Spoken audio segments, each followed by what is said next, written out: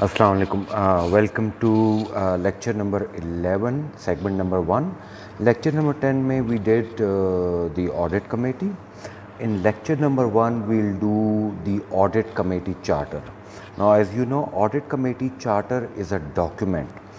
ये जो document है, it pretty much contains everything which is related to the auditing process within an organization.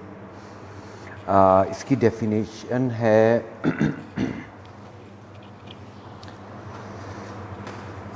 It sets out the authority of the audit committee to carry out the responsibilities established for it by the board as articulated within the audit committee charter. Audit committee charter जो है ये एक document है जो audit committee के लिए बनता है. An audit committee works, reports to the board, as you know. The main purpose of this is to encourage customization. It comprises the following parts. अब जो आपका audit committee charter है, इसमें जैसे आपको मैंने बताया तमाम एक्टिविटीज़ मेंशन होती हैं, गोल्स मेंशन होते हैं कि ऑडिट के गोल्स क्या हैं, रिस्पॉन्सिबिलिटी क्या है, क्या स्पैन ऑफ कंट्रोल क्या होगा. All this is mentioned in the audit committee charter. आपका जो ISA 260 है, it relates to the audit committee charter. Coming class में हमारी ISA 260 से related presentation भी होगी.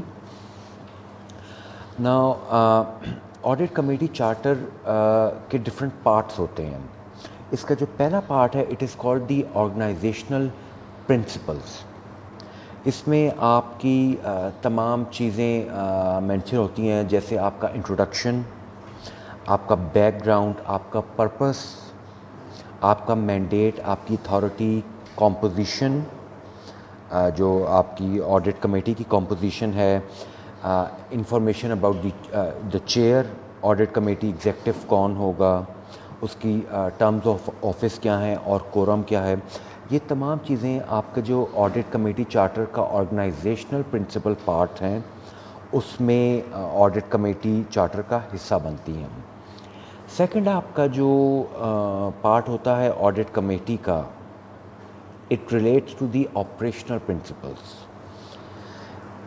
It is audit committee is required to have audit committee values. जो आपका ऑडिट कमेटी चार्टर है, उसमें आपकी ऑडिट कमेटी की अपनी values, communications, work plan, meeting agenda, information requirements, executive sessions आपके कौन से होंगे, preparation and attendance, conflict of interest, orientation and training, ये तमाम चीज़ें जो हैं ये चार्टर के ऑपरेशनल प्रिंसिपल सेक्शन में इनकॉर्पोरेट की जाती हैं. आपका जो थर्ड सेक्शन होता है, that is called the oversight of internal audit activity and other assurance providers. This part of the document is mainly designed to ensure that there is a proper clarity regarding the overall job descriptions that need to be followed. क्या उसकी job description है, उसमें उसकी कौन कौन सी responsibilities mention की गई हैं, क्या रोल मेंशन किया गया है, particularly in context of ensuring that there are no issues when it comes to reinforcing and further implementing the internal checks and balances that are already in place. इस oversight का मकसद ये होता है कि ऑलरेडी आपकी ऑर्गेनाइजेशन में जो इंटरनल कंट्रोल इम्प्लीमेंट हुए हुए हैं, अगर आपने उनको फर्दर इन्फोर्स करना है या आपने उनको किसी हिसाब से रिफ़ाइन करना है, तो किसी किस्म का कोई कॉन्फ्लिक्ट जनरेट ना हो ऑर्गेनाइजेशन के अंदर. लिहाजा ये तमाम चीज़ें आपकी इंटरनल ऑडिट एक्टिविटी सेक्शन में इनकॉर्पोरेट कर दी जाती हैं. Now what is the importance of the charter? इसका जो बेसिक रीज़न है कि ये जो एक डॉक्यूमेंट है internal audit charter, it enables the organisation to have a full proof system in place that can identify respective roles for the audit committee members. Audit committee members जो हैं उनके क्या अपने रोल्स होंगे, and as you know audit committee members are the non executive directors of the board of directors. They do not deal in day-to-day running of the organization and ensure that they are able to make a positive contribution towards the organization. External point of view से अगर हम audit committee charter का importance देखें, so it can be seen that the overall information disclosed in this particular charter helps the external shareholders to get an understanding regarding the internal state of affairs of the organization. जो external shareholders होते हैं, if they read the audit charter, so they can have a very good idea of how the organization is being run internally. Organisation के अपने जो internal roles हैं, internal checks हैं, internal controls हैं, वो कौन कौन से हैं और वो कैसे इम्प्लीमेंट हुए हुए हैं. Obviously when the external share holders will read it, so it will increase their confidence in the organisation. उनको ये भी तसल्ली होगी कि जो ऑर्गेनाइजेशन की एनुअल फाइनेंशियल रिपोर्ट्स हैं वो फेयर हैं और ऑर्गेनाइजेशन के जो प्रोसेस हैं, जो प्रोसीजर्स हैं, वो अप टू द मार्क हैं. और ये तमाम चीज़ें जो हैं ये लीड करती हैं towards a good performance and a fair performance. जो सेकंड जो ऑडिट चार्टर की एक और इम्पोर्टेंस है, it can also be seen as a vital trust building tool that can help external shareholders to ensure that there is a proper system in place before they are ready to invest in a company. When you're planning to invest in a company and if you go through the audit charter and if it satisfies you, so obviously you'll be more confident investing in that company. Moreover, this charter forms to be a performance tracker too, since it identifies the aspects that need to be covered by the audit committee. As you know, audit committee के जो goals होते हैं, जो उनके benchmark होते हैं, वो audit committee charter में वो define कर देते हैं.